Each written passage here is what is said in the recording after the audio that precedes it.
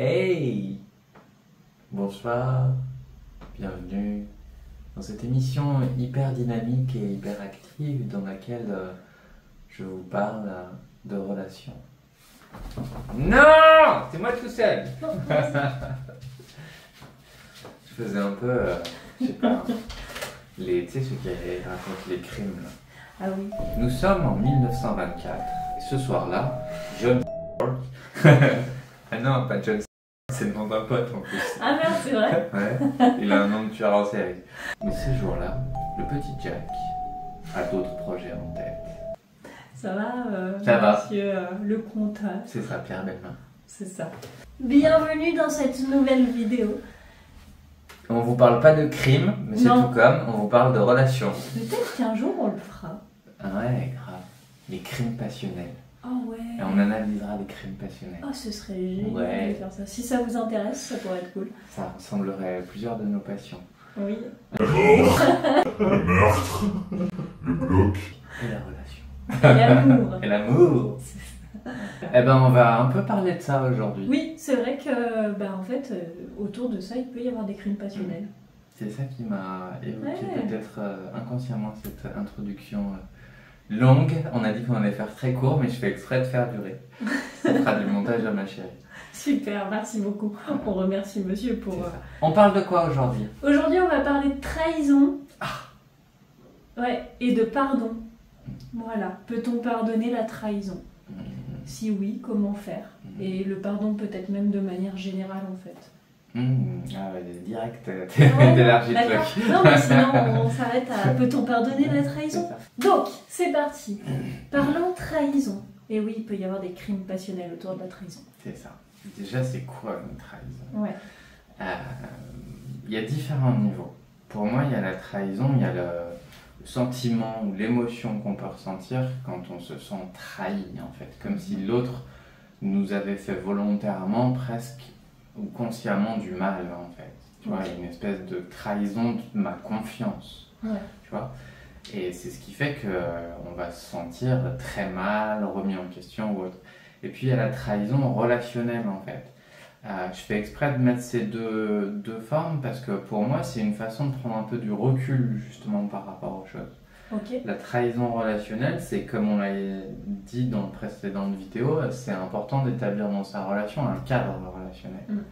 Parce que là, du coup, s'il y a un cadre, on a un engagement de l'un et de l'autre à respecter ce cadre, à tenir ce cadre. Et là, s'il y a une trahison, la trahison à laquelle, celle qui nous vient tous en tête, par exemple, c'est la tromperie. Ouais, c'est la plus, Ouais. la plus fréquente en quelque sorte et surtout C'est la ça. plus impactante en fait.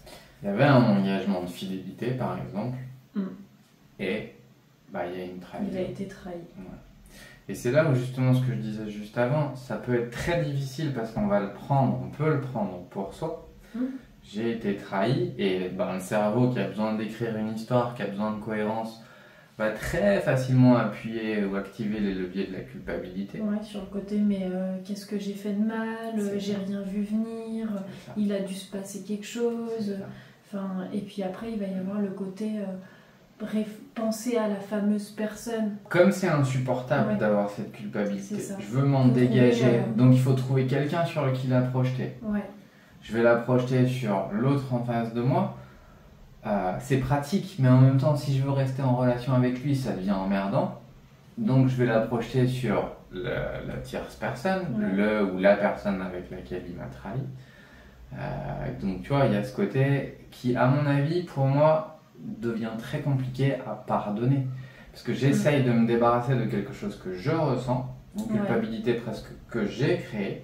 Et donc je vais avoir besoin que l'autre m'en débarrasse ou de la faire partir, de la faire porter à quelqu'un d'autre. Là, ça devient très difficile de pardonner. Sauf peut-être, tuer, supprimer la tierce personne comme si ça allait effacer tous les soucis. Pour moi, la trahison relationnelle, c'est vraiment un petit peu dans ce cadre relationnel. Imaginons par exemple que c'est un foyer relationnel. Mais il y a une crise majeure, il y a un séisme, il y a une fissure qui apparaît, il y a une déchirure énorme. Celui qui a fait cette trahison, malgré ce qu'on peut croire, il ne le fait pas contre l'autre. non, il le fait contre lui. Souvent, il le fait pour un besoin Ouais. ou une pulsion ou quelque chose qui est propre à lui-même en fait. Ouais, qui lui appartient. C'est ça. Donc c'est là aussi où justement l'autre il n'existe pas du tout dans cette équation. Souvent celui qui trahit, il le fait pour un besoin personnel, conscient ou inconscient, une anxiété, comme on en a parlé dans les attachements par exemple, une anxiété relationnelle qui trouve un moyen un peu dérivé d'y aller se calmer comme ça, ou un mal-être relationnel qui n'est Ouais, pas exprimé C'est ça. et qui va chercher une réponse ailleurs. Ça vient encore une fois taper ce côté communication, à quel point la communication est importante, parce qu'en fait, ça évite aussi ce genre de situation-là. Ouais. Si en effet il y a quelque chose qui ne va pas dans la relation et que c'est pas dit, eh bien il y a ce genre de dérive qui se développe par la suite. C'est ça. Et souvent les gens qui vont trahir comme ça, et souvent dans le secret, hein, bien sûr, ils vont se rassurer comme ils peuvent, ou ils vont se dire « Ah merde, non, ce que j'ai est vraiment plus important, machin et tout ». Mais comme ils n'ont pas fait cet effort de communication, ne serait-ce qu'avec eux-mêmes, hein, de s'observer, la fissure, elle est là, où elle menace de repéter à n'importe quel moment. Ouais, Il n'y a pas eu de réponse à cette trahison, quelque part. Est-ce que toi, tu as des choses à dire, par exemple, par rapport à la trahison? Non, je crois pas. Je crois que tu as tout dit. Ouais. Vraiment sur le côté, comme tu le disais, où ça ne vous concerne pas vous, mais la personne qui trahit, ça se joue entre elle et elle. Et même si c'est normal de se sentir impacté, de se sentir atteint par la situation, encore une fois, et comme on a pu le dire dans de précédentes vidéos, la culpabilité que vous récupérez, c'est pas la vôtre. C'est pas à vous de culpabiliser de cette trahison, en fait. Cette culpabilité, elle appartient à la personne qui a trahi, et pas à vous. C'est ça. Si par exemple dans un contrat, je sais pas, vous commandez un téléphone par internet, on ne vous le livre pas, vous n'allez pas vous culpabiliser en fait. C'est pas de votre faute quelque part. Vous n'allez pas chercher une responsabilité de votre faute. Vous allez vous tourner vers peut-être le service de livraison, peut-être le service d'achat, mais jamais vous allez vous dire « Oh mon Dieu, c'est de ma faute si je n'ai pas été livré ». Là, c'est un peu le même cas en fait. Il y a une trahison d'un espèce de contrat. Donc déjà, vérifier si le contrat il est clair. Ouais. Ça, c'est aussi quelque chose qui va beaucoup jouer. C'est que si dans le cadre de la relation, vous n'avez pas défini un cadre bien précis, que c'est quelque chose de très flou, ça devient plus compliqué de faire part, d'exprimer en quoi c'est une trahison. Mais si le cadre, en effet, est suffisamment clair, et que justement dans ce cadre il y a par exemple si on parle d'infidélité, pas d'infidélité, et que cette règle-là, ce cadre-là est trahi par l'autre, là ok. Mais c'est vrai que, et tu vois, c'est là où ça me fait penser à quelque chose souvent qui peut arriver, c'est imaginons dans le cadre où votre relation est floue. Parce que ça arrive, une relation floue, on ne sait pas vraiment si on est amis, si on est proche, si on est en couple, si on est fuck friends, si on est amis plus, peu importe quel terme on utiliserait, que la relation est floue, qu'il n'y a pas réellement un cadre parce que le cadre n'a pas été officiellement posé pour X ou Y raison, et qu'il va y avoir par exemple une trahison. Déjà, c'est de voir que même si la relation est floue, quel est votre besoin par rapport à ça dans cette relation, même floue, et quelles sont vos attentes? Si intérieurement vous sentez que vous avez besoin, envie de certaines choses, c'est oser les affirmer en fait. Comme ça, vous savez au moins comment l'autre se place, et vous ne pourrez pas vous dire trahi si l'autre a pris des engagements en face. Ça coûte rien, en fait il n'y a jamais assez de communication, ça coûte rien de dire. Et comme je dis, il n'y a jamais assez de communication, c'est de mettre vos limites. Parce que même quand on met le mot infidélité, qu'est-ce que ça veut dire? À partir de quand vous considérez que c'est de l'infidélité? Parce que d'une personne à une autre, ça peut être complètement différent. C'est ça. Une personne, par exemple, peut considérer que l'infidélité, c'est à partir du moment où il y a un acte sexuel. D'autres personnes vont considérer que l'infidélité, c'est à partir du moment où il y a un échange de messages. Ou alors, pour certaines personnes, ça va encore plus loin. Et là, ça va parler sur de la jalousie, des choses vraiment très lourdes. À partir du moment où il y a eu un regard sur une autre fille ou sur un autre homme. C'est ça.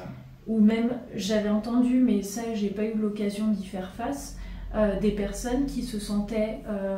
qui, pour eux, l'infidélité se matérialisait à partir du moment où la personne rêvait de quelqu'un d'autre. Wow. Où elle trompait dans son rêve. Même dans son rêve. Ouais. S'il y avait de la tromperie dans le rêve, la personne considérait que c'était de l'infidélité. Donc ça peut paraître extrême, mais c'est vraiment pour permettre de comprendre que derrière le mot infidélité, en fait il y a plein de possibilités différentes et que c'est hyper important de la définir ensemble dès le départ. C'est quoi pour toi l'infidélité et à partir de quand ça en devient une? Pour moi, ça vous permet de savoir avec qui vous allez rentrer en relation. C'est ça. Déjà. Il y en a, comme tu dis, ça va être je t'interdis de revoir ou de reparler à tes ex. Oui. Ça va être, tu vois, des choses. Donc, il n'y a pas de bonne ou de mauvaise limite. Il y a vos limites. Et pour moi, c'est voilà, de poser vos limites déjà dès que possible, dès que vous en ressentez le besoin, d'oser les poser. Au moins, déjà, ça met les choses claires. Parce que sinon, vous vous ferez vivre un sentiment de trahison, alors que pour le coup, s'il n'y avait pas d'engagement, l'autre, il n'y a absolument pas rien. Mais tu vas te retrouver avec ce sentiment de culpabilité, de trahison, de trucs, alors que pour le coup, il n'y avait pas de contrat. Ouais. Après, tu vois, c'est là où moi, ça va m'alerter parfois, et je pense que ça a pu arriver à plein de personnes, le côté où, par exemple, quand on va partager à quelqu'un la relation qu'on a vécue avec quelqu'un d'autre, qui s'est terminée d'une certaine manière, qui a pu très mal se terminer, il y a pu avoir une sorte de trahison, même si la relation était floue, une sorte d'abandon, peu importe. Et que parce que la relation était floue, et c'est là où pour moi c'est compliqué, la personne extérieure à la relation va être en mesure de dire « oui, mais vous n'étiez pas ensemble ». Et en fait, c'est là où parfois, il ne faut pas oublier une chose, c'est que qu'il y ait un cadre de relation, tu vois, qu'il y ait un cadre bien défini ou qu'il y ait un cadre flou, encore une fois, ça en revient exactement à ce que je dis à chaque fois dans certaines des vidéos, rien ne justifie la souffrance dans une relation. Oui. Donc pour moi, peu importe le cadre de la relation, flou ou pas, rien ne justifie de manquer de respect à la personne avec qui vous êtes en relation. Et ce n'est pas, et l'excuse de oui mais vous n'étiez pas ensemble, c'en est pas une en fait, parce que ce n'est pas une excuse. Parce que sinon, en fait, tu excuses tout. Ah bah oui, c'est clair, tu peux tout excuser. Dans tous les cas, je suis d'accord avec toi. S'il y a une souffrance, relation floue ou pas relation floue, ou relation... voilà. C'est juste qu'en mettant un cadre le plus clair possible et le plus évident, bah, tu t'évites. Ça veut pas dire qu'il n'y en aura jamais. Oui, ça veut pas dire qu'il n'y en aura pas. Mais ça c'est comme marcher dans un endroit qui est complètement dans le noir, t'as beaucoup plus de chances de te casser la gueule. Ouais. Tu vois? Alors que, oui, même si c'est allumé de partout, tu peux encore te casser la gueule, mais tu as quand même moins de chance. Mais oui, ça peut encore arriver. Et même si tu es dans le noir et que tu marches, si quelqu'un te fait un croche-pied, oui, c'est sa responsabilité. C'est pas que le fait que c'était flou ou que c'était noir. Et c'est pas à toi de te sentir coupable d'être tombé. Si volontairement l'autre il te fait tomber, il y a un souci. Tu vois, c'est pas le côté de ah ouais, mais il faisait noir, j'y voyais rien. Non, s'il a fait un acte ou un geste qui te fait tomber, il y a une responsabilité quand même. Dans tous les cas, il y a toujours une double responsabilité dans une relation. Donc comme je dis, c'est un vrai séisme dans la relation. Est-ce qu'on peut en sortir? Derrière chaque crise, il y a une opportunité. Oui. Ça peut être l'opportunité de voir qu'il y a un mal-être. De l'un, de l'autre ou de la relation.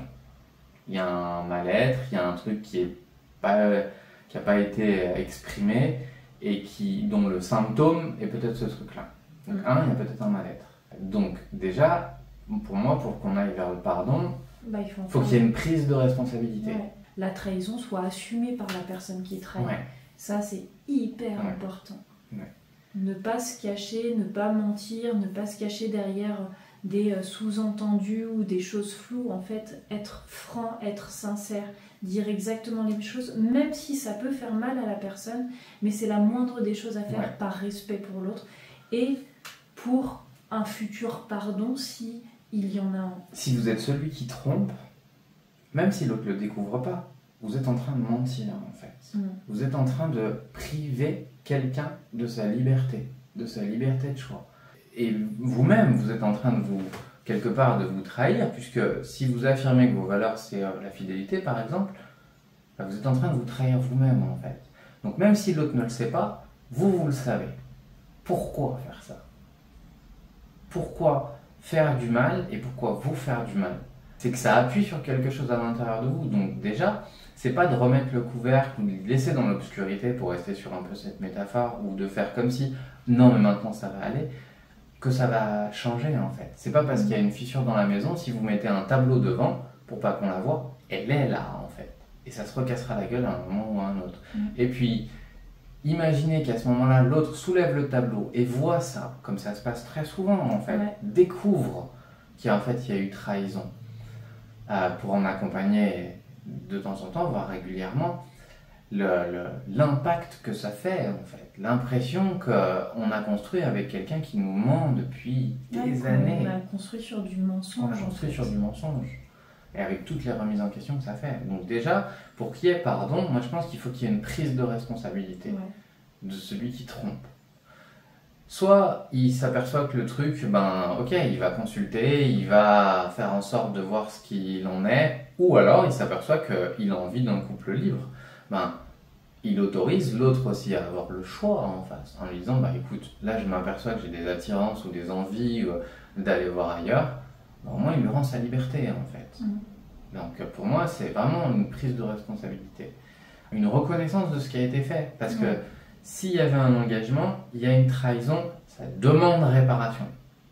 Là pour le coup on est dans le cadre de la culpabilité, mais une culpabilité réelle en fait, même si elle n'est pas juridique, même si elle n'est pas morale, il y a un engagement avec une personne, il y a une parole donnée en fait. Donc c'est vachement important pour qu'une relation fonctionne, qu'il y a un respect de la parole donnée. Se responsabiliser, communiquer, demander à celui qui a été trahi quelque part ce qu'il vit, comment il le vit, et de quoi il a besoin en fait. Et la personne qui a été trahie peut se poser la question, de quoi j'ai besoin pour pardonner? C'est-à-dire pour rendre à l'autre ce qui est à lui rendre ses parts, et peut-être continuer à relationner avec lui. Ok, on s'aperçoit qu'il y a un trou dans le mur, on fait quoi maintenant en fait? Est-ce que je veux me donner la peine, parce que peut-être qu'il y a eu d'autres choses de construites, et je veux me donner la peine qu'on rebouche ce trou-là, en sachant qu'il restera toujours une trace. Moi je crois qu'il restera toujours une trace, qui peut-être au fil du temps disparaîtra, mais il y a une trace. Donc de quoi j'ai besoin pour réparer ça? Et est-ce que j'ai encore envie de continuer à relationner? Ce qui est important aussi dans ce moment-là, et ce qui peut arriver, c'est que suivant la décision qu'on prend, si par exemple on prend la décision de pardonner à l'autre et de repartir sur des bases peut-être différentes, peut-être d'essayer peut-être de nouvelles choses ou de repartir sur des nouvelles bases dans la relation, ce qui va être important pour la personne qui pardonne, c'est de le faire en conscience et de ne plus prendre cette trahison comme un facteur, un moteur de reproche dans la suite de la relation. C'est-à-dire que pardonner à quelqu'un, c'est vraiment lui rendre sa part, redonner sa part à l'autre, et allez, on passe à autre chose. La page est tournée, le livre est fermé, peu importe, mais c'est vraiment ce côté de, à partir du moment où la personne décide de pardonner, elle le fait à 100%. Et en rien, elle ne devra derrière, sinon en fait c'est pas du pardon, utiliser cette ancienne trahison comme un prétexte pour reprocher à l'autre des comportements, pour être dans la jalousie extrême et contrôler la personne de A à Z parce qu'elle a été trahie une fois et qu'elle veut pas que ça se reproduise. C'est vraiment d'ancrer vraiment cette notion de « ok, je pardonne, pourquoi je le fais, à quelles conditions ?» mais surtout aux conditions que la relation soit nourrie par de la confiance. Si dès le départ, quand vous pardonnez la confiance, vous savez qu'elle ne reviendra pas, parce que pour certaines personnes, pour l'avoir vécu, j'ai voulu me faire croire que la confiance allait revenir.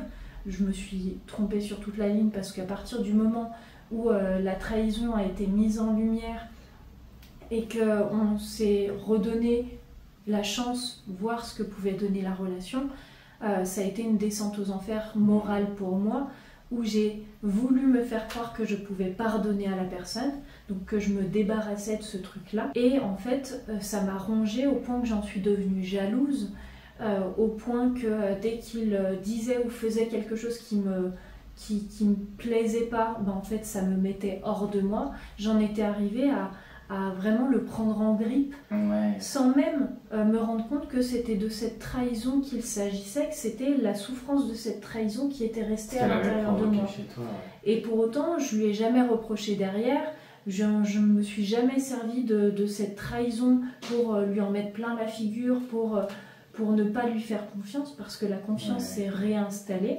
sauf sur certains aspects, dans certaines situations de convivialité avec du monde, dans des restos, dans des bars, dans des boîtes et tout ça. Mais pour autant, c'était là à l'intérieur de moi.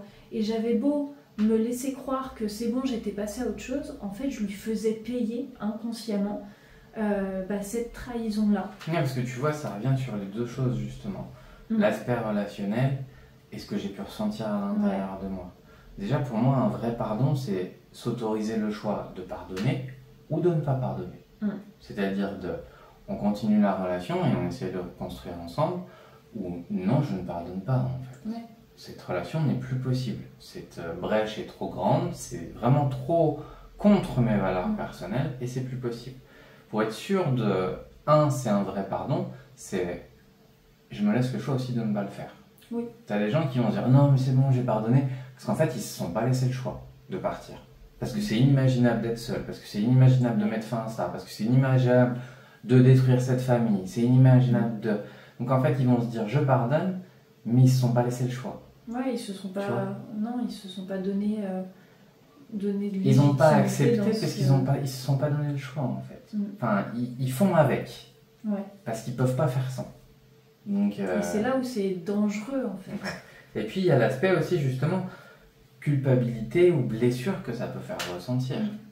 Et ça, on peut avoir pardonné.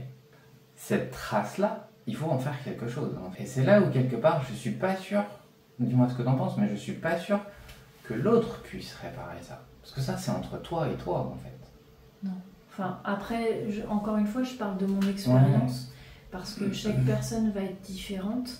Et pour mon expérience à moi, non. Il aurait pu faire n'importe quoi. Ça n'aurait rien changé à ce que ça avait détruit à l'intérieur de moi. Activé comme blessure. À la manière dont ça m'a, dont je me suis infligé ce truc-là de conserver, de garder et d'accepter la situation.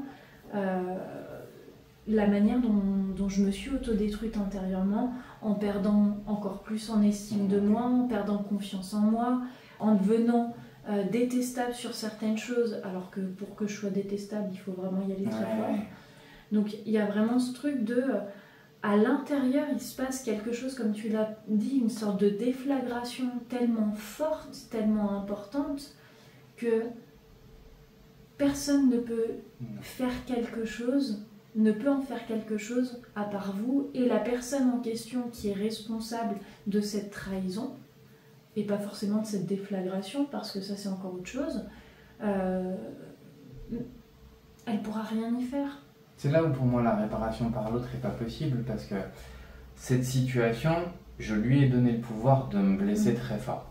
Consciemment ou surtout inconsciemment. Inconsciemment, ça va venir nous activer une culpabilité, activer une honte, quelque chose. Cette situation, je lui ai donné le pouvoir d'activer ça chez moi. Mais elle n'aura jamais le pouvoir de me réparer, en fait. Parce que ce truc-là, en fait, ça n'a rien à voir. C'est moi qui ai donné ce pouvoir-là. Il n'y a que moi qui peux l'enlever, en fait. Et j'entends le côté, justement, je reste et on se redonne une chance et tout. Et quelque part, je crois que ça arrive même dans d'autres histoires, par exemple, dans les relations parentales. Parfois, on a l'impression que c'est nos parents qui nous ont blessés, par leur éducation, par machin, que c'est eux qui nous ont transmis une culpabilité. Alors qu'en fait, souvent, ce qui se passe, c'est qu'on a déclenché une culpabilité sur un environnement particulier. Et on voudrait quelque part que pour se débarrasser de cette culpabilité, nos parents nous reconnaissent une culpabilité et nous l'enlèvent. Ça ne marche pas en fait. Parce qu'ils ne le voient même pas. Parce que c'est pas eux qui l'ont créé. C'est la situation. Dans cette situation, j'ai réagi comme ça et j'ai créé cette culpabilité. Il n'y a que moi qui peux l'enlever en fait. Et souvent, moi je rencontre beaucoup de gens, tu vois, on parle d'autres relations, de relations parentales, qui attendent une certaine reconnaissance d'un parent qu'ils ont identifié consciemment ou inconsciemment comme celui qui m'a rendu comme ça. Donc c'est lui qui doit me réparer. Dans le couple, c'est pareil. C'est lui qui m'a rendu comme ça, par sa trahison, c'est lui qui doit me réparer. C'est aussi ce qui empêche de partir, parce que c'est lui qui doit me réparer. Ou je dois me réparer à travers lui. Je dois l'humilier, je dois le contrôler, je dois le blesser, tu vois, la réparation ne passera que par l'autre. D'une certaine manière, il y a souvent aussi parfois une notion de vengeance. J'ai pu l'entendre dans certains accompagnements, l'envie de faire souffrir la personne comme elle nous a fait souffrir. Mais alors, c'est pas possible. Ça ne marche pas. Ça marchera pas dans le sens où la personne n'est pas dans votre corps, elle ressentira jamais ce que vous avez ressenti. Donc ça n'a strictement aucun intérêt, ça ne fera que nourrir du toxique dans la relation et ça n'a pas de sens en fait. C'est une perte d'énergie mais énorme. C'est une perte de temps, une perte d'énergie. Bien souvent, ces personnes-là, j'ai envie de leur dire mais vous valez mieux que ça. Tu vois, c'est vraiment ce côté de vouloir faire mal à la personne comme elle nous a fait mal. Ça n'a aucun intérêt, ça ne sert à rien. Mais à rien du tout. Non, parce que ça ne marchera pas. Et puis ça calmera pas les choses. Non. Ça calmera pas la souffrance que vous ressentirez. Il y aura peut-être un soulagement, une fierté pseudo-agréable durant un moment, mais potentiellement derrière il va y avoir de la culpabilité. Une récupération un peu d'ego, mais ça ne marchera pas. Et ça n'empêchera pas ce truc-là à l'intérieur de continuer à vous bouffer en fait. Donc il y a vraiment ces deux aspects, ces deux entités, voire même ces trois entités. L'entité, celui qui trahit, de prendre les responsabilités et d'aller mettre de la lumière sur pourquoi, comment, qu'est-ce qui se passe, de quoi ça parle. Est-ce que ça parle que de lui? Est-ce que ça parle d'un mal-être dans la relation? Est-ce que ça parle de la relation? Donc il y a l'entité relationnelle à remettre en lumière aussi. Et il y a l'entité de celui qui est trahi et des souffrances que ça peut générer chez lui. Donc pour moi, ça demanderait presque un double travail. S'il y a pardon, il doit y avoir. C'est-à-dire que individuellement, chacun doit travailler. Et il y a l'entité relationnelle sur laquelle aussi on doit travailler. Donc il y a vraiment ces deux choses-là. De pardonner en se disant juste, en remettant un coup de peinture sur toujours l'image de la fissure, pardon, je suis bloqué un peu là-dessus, ou en mettant un beau tableau devant ou machin, ou en se racontant que ouais, il y a cette grande fissure, mais il y a tout le reste et tout. Si c'est tellement fragilisé, ça se cassera la gueule. Et vous risquez d'être enseveli dans les ruines du machin quand ça va se casser la gueule, quoi. Ou de vous dire, bah tiens, je fais l'effort de mon reste et tout, et puis 1 an, 2 ans après, l'autre se barre, et de se dire, ah, mais j'ai tenu pour rien. Pour moi, tout ça, c'est pas un vrai pardon. Je suis d'accord. On ne peut pas repartir sur la même relation. C'est pas possible. C'est pas possible. C'est pas possible.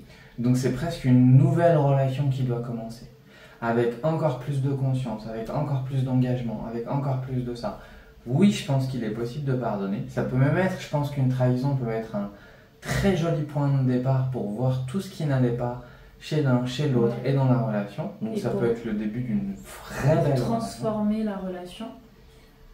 Mais pas juste essayer de sauver les meubles et de dire ah, tiens, je reste comme ça, il devra me nettoyer de ma culpabilité, ou etc. etc. Bah, je pense qu'il y a déjà pas mal de choses. Je crois qu'on est bien. Donc encore une fois, n'hésitez pas à nous partager vos retours, vos expériences aussi. Vous pouvez le faire en message privé si vous voulez pas que ça apparaisse. Enfin, n'hésitez pas, ce sera vraiment un plaisir. On répond à tout. De pouvoir vous répondre, de pouvoir en discuter, peut-être de pouvoir amener d'autres sujets de vidéos qui pourraient découler de tout ça. En attendant, abonnez-vous. Oui, n'hésitez pas à vous abonner. Partagez, commentez, comme on vous le dit. Commentez, c'est vachement important pour nous et intéressant parce que ça nourrit la réflexion et ça nourrit les vidéos suivantes. Donc, exactement. Lâchez-vous. Voilà. En attendant, prenez soin de vous. Et surtout, des bisous. Des bisous. Vous avez droit à 2 fois plus. C'est ça. D'ailleurs, en y réfléchissant, on peut vous accompagner, on peut accompagner votre relation. Encore une fois, c'est dommage d'attendre qu'il y ait une crise, Ouais. qu'il y ait une maladie relationnelle, qu'il y ait une difficulté. Pour pousser la porte d'un thérapeute ou C'est de ça. thérapeute. Et pour voir que, oh merde, on a fait ça comme connerie, on a fait ça comme connerie, on a fait ça comme connerie.